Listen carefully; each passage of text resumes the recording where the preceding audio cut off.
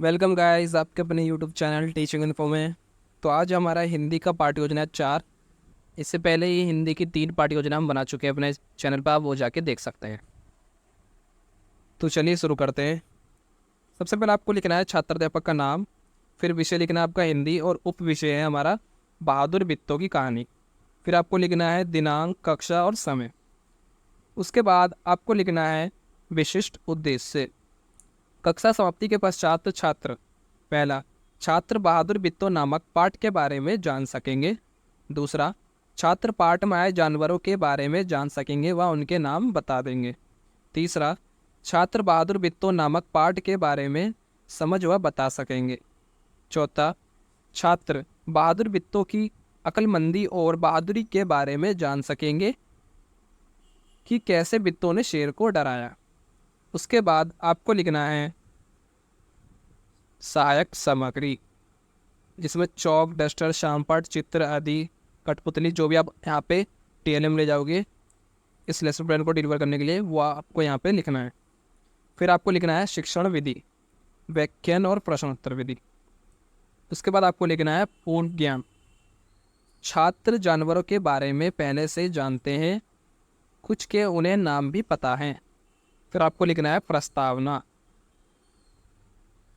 ये आप देख सकते हैं जैसे चित्र, बहादुर बित्तो घोड़े पे सवार होके हाथ में हंसिया लेके शेर के पीछे।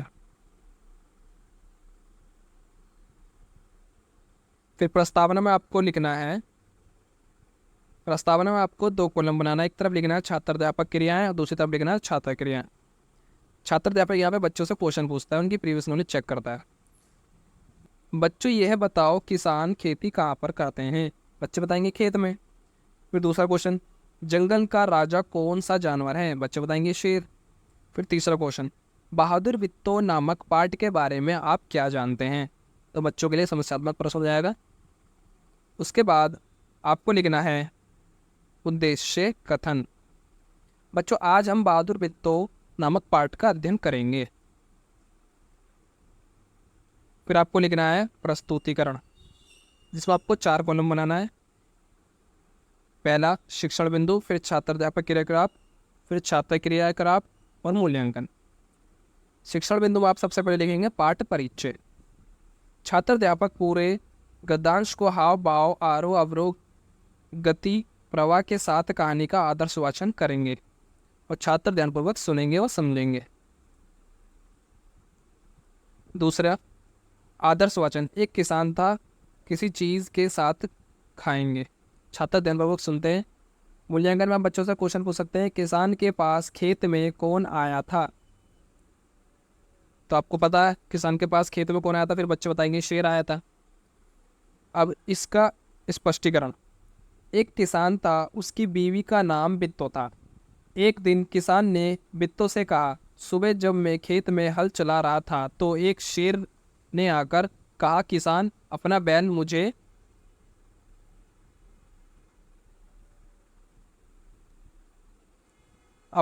मुझे दे दो, नहीं तो मैं तुम्हें खा जाऊंगा। बित्तो ने उससे पूछा, तूने क्या जवाब दिया। किसान ने कहा, मैंने कहा तू यहीं रुको, मैं घर से अपनी गाय ले आता हूँ। यदि तुम बैल खा लेगा तो हम लोग भूखे मर जाएंगे। यह सुनकर बित्तो को बहुत गुस्सा आया। उसने किसान को डांटा और कहा कि तुम गाय को देते हुए लज्जत नहीं आती। अगर गाय को दे देंगे तो घर में ना दूध हो और ना लस्सी रहेगी। ले बच्चे किस चीज से रोटी खाएंगे। फिर मूल्यांकन में आपको लिखना है, किसान की बीवी का क्या नाम था। फिर बच्चे बताएंगे बित्तो। ये शामपट कर रहे हैं, यहाँ पे कटवे शब्द लिखे हैं। फिर मूल्यांकन में आपको लिखना है, किसान की बीवी ने किसान को क्यों डांटा था। क्यों डांटा था, क्योंकि किसान ने शेर से कहा था मैं घर जाकर गाय ले आता हूँ, और इसलिए उसकी बीवी ने उसे डांटा था। अगर वो गाय दे देगा तो वो खाएंगे क्या, इसलिए ना उन्हें दूध मिलेगा ना ही लस्सी, इसलिए उसकी बीवी ने उसको डांटा। उसके बाद आदर्श वाचन, बित्तों को एक तरकीब सूची। बित्तों को एक तरकीब सूझी। स्पष्टीकरण। बित्तों को एक योजना सूझी। उसने कहा, तुम तुरंत खेत में जाकर शेर से कहो कि मेरी बित्तो तुम्हारे लिए खाने के लिए एक घोड़ा ला रही है। किसने कहा? बित्तो ने अपने पति से कहा कि शेर को जाके बोलो कि मैं तुम्हारे लिए, मेरी जो बीवी है बित्तो, वो तुम्हारे लिए घोड़ा लेकर आ रही है। फिर डरते हुए शेर के पास गया। उसने कहा, शेर राजा, हमारी गाय बहुत कमजोर है, उसे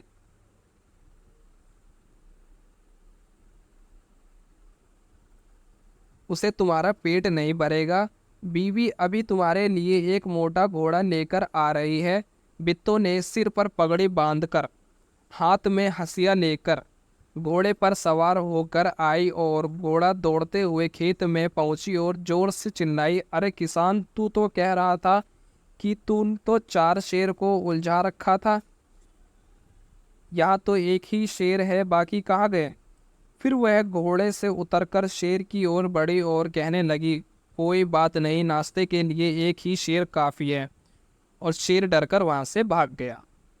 तो बित्तो ने अपनी चालाकी से सूझबूझ से उसे डरा के भगा दिया। अब मूल्यांकन में आप क्वेश्चन पूछ सकते हैं। बित्तो को कौन सी तरकीब सूझी? फिर दूसरा क्वेश्चन है, शेर बित्तो को क्या समझा? बित्तो किस पर सवार होकर आई खेत में? बित्तो घोड़े पे सवार होकर आई थी। उसके बाद अभी तक आपने अगर वीडियो को लाइक नहीं करा तो लाइक कर दीजिए और चैनल को सब्सक्राइब कर दीजिए ताकि आने वाली वीडियो की नोटिफिकेशन आपको मिल सके। फिर पुनरावृत्ति में आपको लिखना है, बित्तो किसान पर क्यों गुस्सा हो गई? दूसरा क्वेश्चन, किसान डरते हुए किसके पास गया? तो फिर तीसरा क्वेश्चन, बित्तो के हाथ में क्या था? फिर गृह कार्य में आप दे सकते हैं बच्चों को, बच्चों कल घर से बहादुर बित्तो का सारांश लिख कर आना है और घर जाकर ये कहानी पढ़नी है। आप यहाँ पे कुछ भी अपनी मर्जी से गृह कार्य दे सकते हैं।